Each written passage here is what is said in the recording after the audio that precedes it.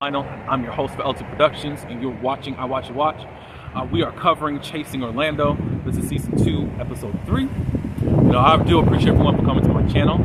Please like this video. You can also subscribe, and you can leave your comments below. Now let's get into this episode. Okay, first and foremost, I'm going to apologize ahead of time in regards to this wind. Something I can't control right now. But please excuse me in all of this. We start off with Cali Boy and Marlo. We're finding out that Marlo and Cali Boy aren't blood-related cousins. She calls him that because he's black. And being gay. Back then, she was still a male. I think that, I hope I'm representing you right. And I wish that was something that they would say a lot more as to how each of the queer people do identify themselves. I'm just not going to go by how you look presenting. I'm not going to do that. I think that that would be helpful. Please, Chasing Reality. Cali Boy is doing Marlo's makeup. I thought it was pretty light and reddish, but I don't know anything about makeup, so let me not even go there. But I just thought, like, it was quite light. Whatever. Yeah, when he first came out to his mom introduced Cali Boy to him. He became his makeup artist for different things that they had going on, like for high school events and all that good stuff. So at this point, Marlo is talking about the pool event, and they go straight into, like, with Fabio. Marlo's like, hey, I just need y'all to come together and really hear Fabio out. And Cali Boy was saying, I really want Fabio to give me another chance because I realized that I was wrong. It's cool, but I'm gonna have something to say a little bit later because it's just kind of like. But anyways, Marlo says that B Baby needs to take responsibility because we know that Cali Boy was taking more of the fault in regards to whatever happened with B Baby's friend. So, anyways. But I think that Marlo was getting ready for the networking thing that Chef Pablo is taking place. Next is the networking event. Everyone shows up in their white, and it looks like black accessories or like a hint of black or whatnot. Everyone looks cool. Max, probably the only thing I did not like was probably the hat, but I probably need to see you a little bit, maybe from a different angle or whatever. But it was just like straight up and down, and I was like, maybe I need to see your outfit with it, because it was like, I wasn't feeling it. However, just to let you know, I'm not really a fashion person, so maybe not mind me and what I gotta say, but it is what it is for me. Max is going to be displaying his lip balm or selling it or whatever. That's his new creation. I said, okay, Zesty's on Chasing Dallas, whatever. But I watched the after show. I think that's where it was presented. Yeah, and Max was presenting that project then, as far as this product. It's a lip balm along with the shiny part also too. And it's sunscreen. It protects you from the sun also. I forgot how many UFs. I think he said UFs, whatever it's called. But yeah. Anyways, Max in the confessional was like, me seeing Marlo, it don't really affect me at all. Basically like seeing Casper the Ghost. I get what you're trying to say, but I'm gonna say this. Casper the Ghost was friendly, so you may want to come up with a different ghost to talk about. The ghost from Ghostbusters. How about that? So then the event starts. Different ones are saying their thing. Shapop is saying we're here at the network. I do wish that we saw a little bit more of the networking just to see what actually happened. What's the fruition of it all? Who connected with whom? All that good stuff. Since this is a Chasing panel, I want to see that business side. Cool that we have the event, but just to see a little bit more marketing of each other going on. Chef Pablo and Remini, they meet up and they finally have a heart-to-heart on what's going on. Chef wanted to give him an award. Remini wasn't there at the time or whatnot, and basically it's like a job well done. He had been seeing a lot of things about what Remini was doing off the internet, and he basically just wanted to give him his flowers also. So Chef also gave out some other awards to other people and what they're doing. So I think that's really cool. I think that Chef is a leader not just within this group, and I think that it does expand I'll say globally. I'll just say it spreads abroad. I'll say it that way. That's what I'll do. Because I don't know how far that he's looking to go in expanding his leadership and all that. Brimbenai says, I didn't know if I really wanted to talk to you since I did hear about some of the things that you felt affected by what I said and the things that you actually did at the reunion. Brimbenai did feel like it was that he was trying to be nice nasty with the wig prop and all that, and he actually Brimbenai, you dress like a dude right now, so I guess you're drag. So I'm gonna call you he. But somebody please put your pronouns out there so that I don't disrespect you. It's not in my intent to disrespect anyone with the pronouns, but I don't care if you come and correct me. Please do. Was it genuine? Pablo said yes, it was. I gave everybody a gift. He was like, but anyways, they make up, and they're just gonna make bygones be bygones, and that's how it is, and that's how it should be. I don't think that there was anything that damaging during season 1 to anyone that they couldn't really come past. I don't think that people were ready to move on at the point of when that reunion happened last year. Let's see. Okay, so Cali Boy meets with Fabio, and anyone notice the teal or mint green jacket that he's got on? I don't think that was the theme. However, I just noticed that. Right off the bat, Cali Boy apologizes. He says that this is not really an excuse, but I just want to let you know where I was coming from. I was trying to protect my post friend because he had gotten a message a few days beforehand in regards to before the pool party. Hey, this was up about like he should have DIE'd during the whole the post club slay murders. I think I can say, I don't know if I can say this on YouTube. YouTube, whatever, if you strike. When that happened at the post club. So anyway, his friend is from that area. They went to the club together and all that good stuff. But anyway, let's see. So he apologizes right off the bat.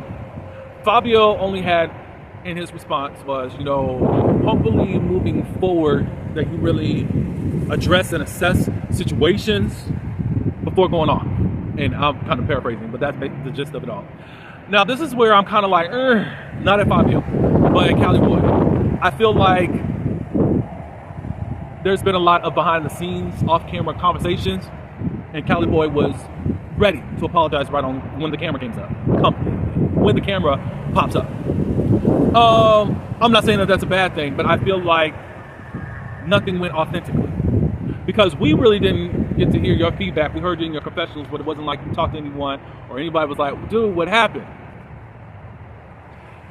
It was just like, okay, we heard Marlo say, hear Fabio out, but you didn't really hear Fabio out. You just basically dead the situation. Let's go ahead. I'm gonna apologize. In a way, it just felt a little bit rehearsed. I'm not saying that the apology wasn't genuine. I just don't think that Fabio had his chance or his say to really say anything. You just apologize up front, so that really takes the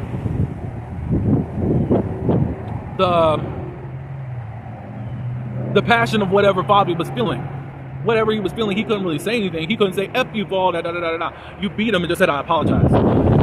So to me, if anybody's feeling what I'm feeling, let me know. If not, just say that I'm wrong. I don't care. It is what it is. But it's just like, I get where you're coming from, but at the same time, I think that there should have been more organic conversations. We had all these organic conversations in the last episode. Everybody got to say what they had to feel. I don't even know if Cali Boy still felt, when did it switch off in him to apologize?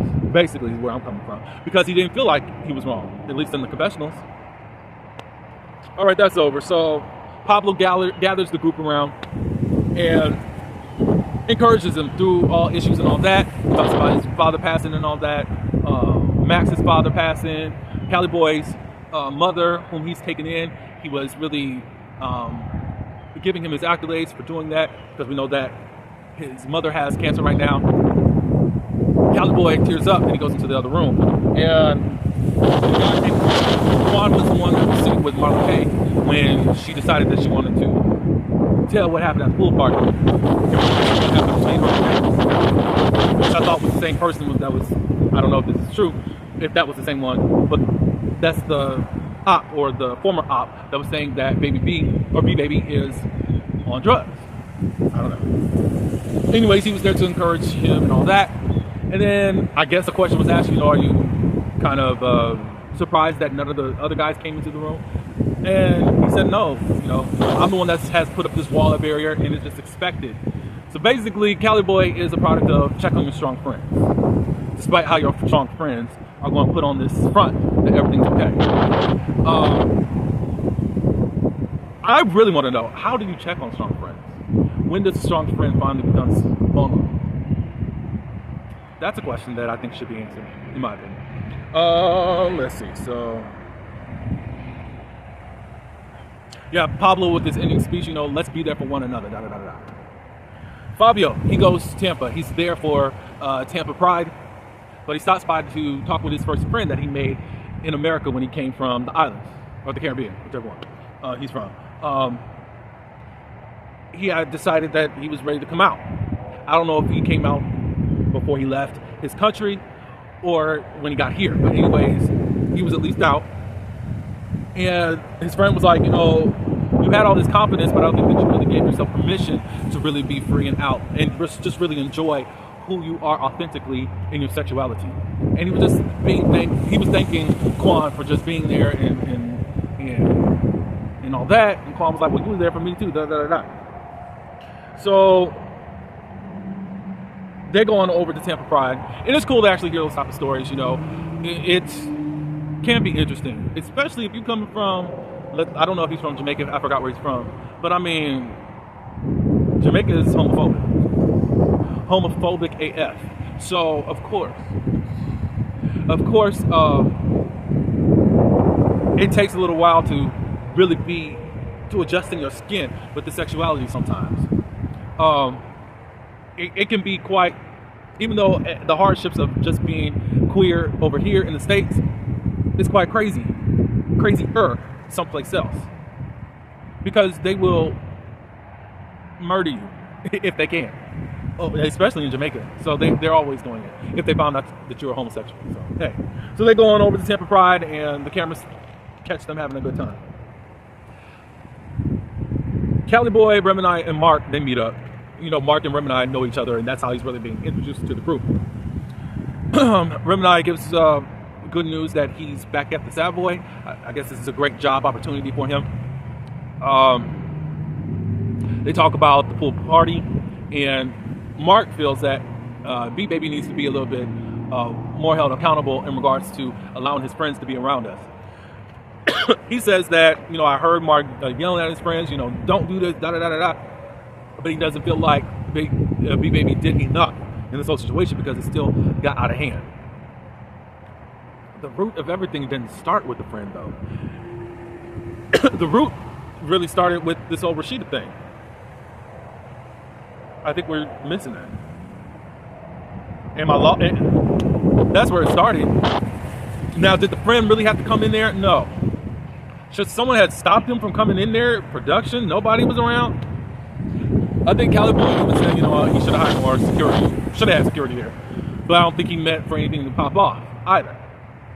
Even though he said that he brought someone to stir up what's going on. I still need to know who that random girl is. Is she the one that was supposed to stir the pot? Is it Rashida?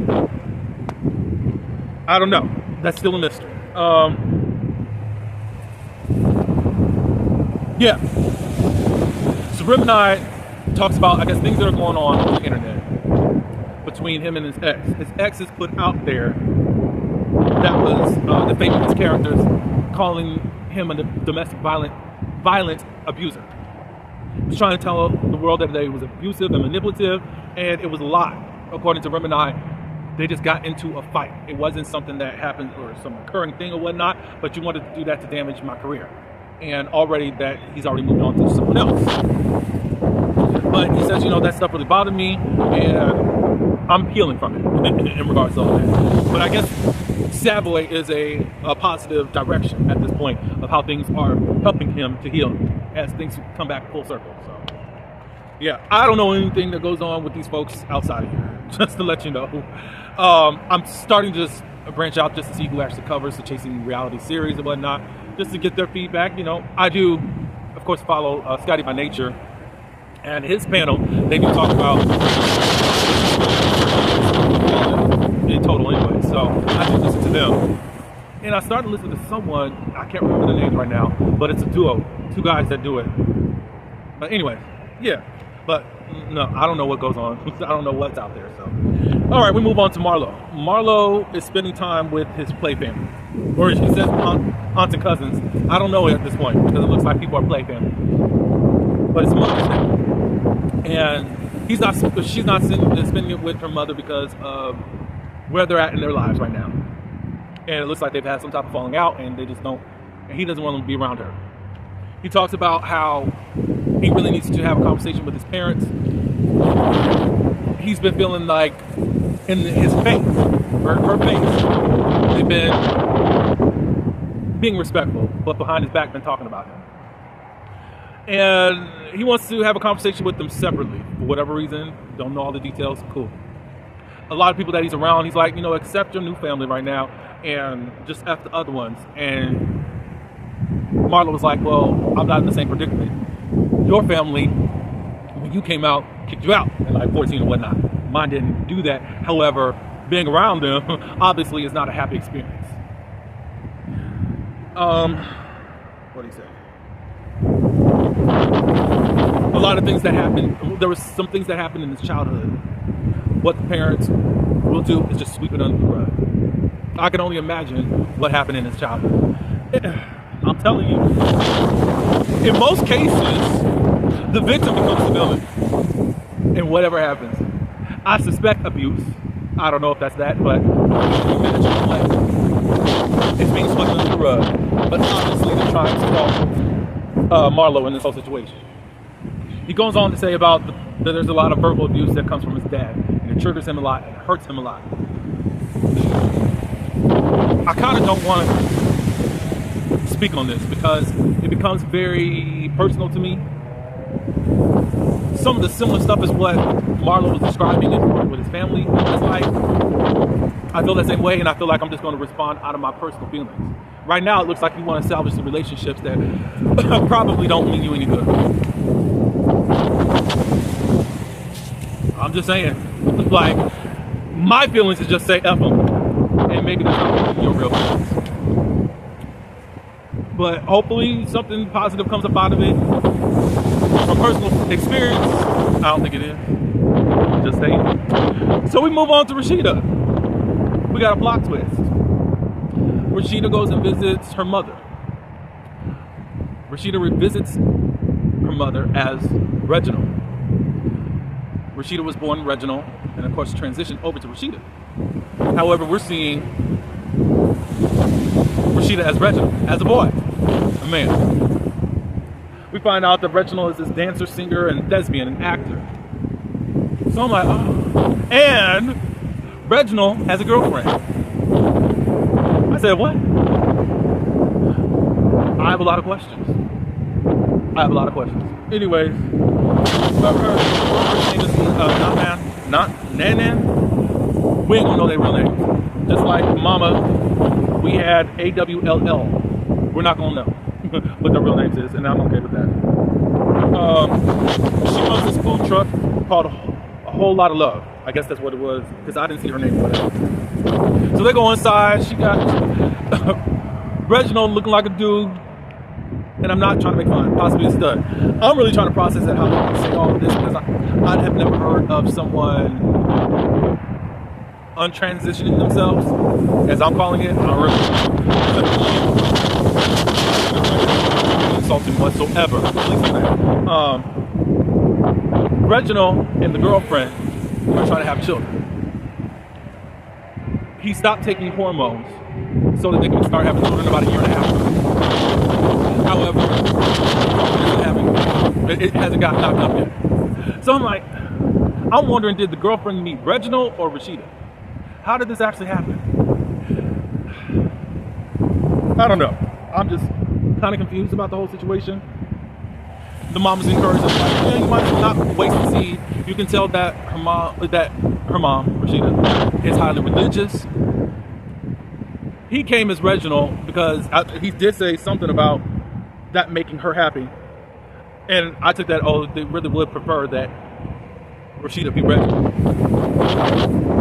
Even though the mom says, you know, I accept people who you are and love you, blah, blah, blah, blah, blah, you do your thing. But if she's religious like she is, she really wants you to be Reginald. But she's still going to just let you live how you going to live because it's your life. And you have to see God for yourself. He says, you know, they got a lot of love in their home, always speaking to his siblings and all that. They call every week. So then my question is, why did you act like you did at the pool party? Because I am very lost. Why would you be like that? Why would you be like that? You get so triggered by the uncle thing, being Rashida, but then why would you be the same way even with talking about domestic violence? Because it looked like you had a good foundation. And it looks like I just don't see where you would come as far as trying to read them like that. I don't get it. I don't get it, and it makes me even more pissed off because who you are as Reginald is not how you are as Rashida. It kind of feels like as Rashida, you were trying to play it up for the cameras. And now it's hard for me to get out of my head, okay, you're an actor. It's like, I know you transitioned, but are you just playing a part? Because again, I just don't know anyone that just, today I'm going to be Reginald, but tomorrow I'm going to be Rashida. I haven't known that, but anyways, I was just trying to read up on it on Google, and hopefully you can help me understand since they're going to have you on for some episodes. So I was just looking it up, trying to understand, and one second, I thought I'd be ready. I'm almost done.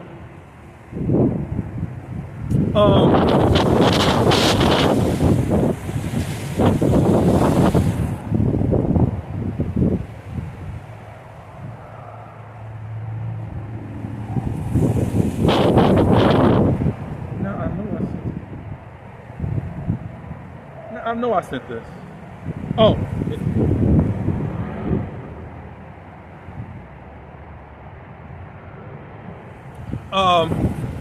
I'd asked the question on Google. Do trans people switch back and forth between identities? And Google said no, trans people do not switch back and forth from identities, while some people may go back and forth in their journey of understanding their gender. Most who transition maintain a consistent gender identity.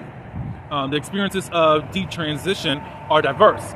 Some detransition temporarily for reasons like starting a family or due to external pressures, while a small percentage do so because they're realizing transitioning was not right for them.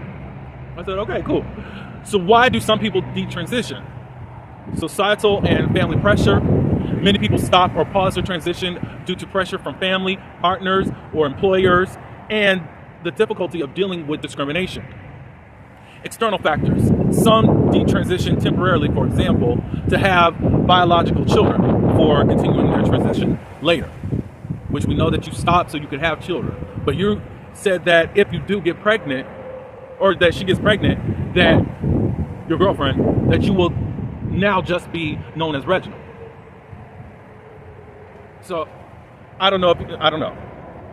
A small number of people transition because they realize that transitioning is not what they want, or because they feel gender dysphoria was linked to other factors like trauma. So, yeah, I don't know what your total decision is. If you think that having a baby now that you want to be the male role in this child's life, I don't know. But anyways, I guess you can find out. But anyways, knowing all of this, I wish this was your introduction instead of what we've seen. Or even for this, it doesn't change my mind because what you said was effed up about domestic violence, and I don't get it. Now, you did end up, I made a message on the Chasing Reality page for this episode into how I felt. And basically, I'm more pissed now knowing that you had this look like positive upbringing and you have all these positive individuals. Like, what would really possess you to try to do this type of reading? You did come, Rashida, and you said what you said, and you blaming production for it. And I call BS. Some of us, I have been watching reality TV forever and a day. And a lot of reality stars, you're new, but a lot of reality stars blame production. And I'm like, no, you blame production instead of taking accountability for what you said. If it was one time, maybe I would have been like, oh, okay. But you said it again in a different setting. You said it with Marlo. You said it with, I think you said it with Fabio and them, and AO, and then you said it in your confessional. Production couldn't have tried to be messy. So that's BS. So I'm still turned off by you and confused at the same time. I'm willing to learn about this whole trans situation. I'm just really learning about sexual identity like that. So I'm willing to be taught. However, I don't like what you did. I don't like what you said. And I'm not coming off of that. But that's all I do have. Let me know what you have thought of this episode. Get in the comments. Like this video. Subscribe. And until the next one, peace.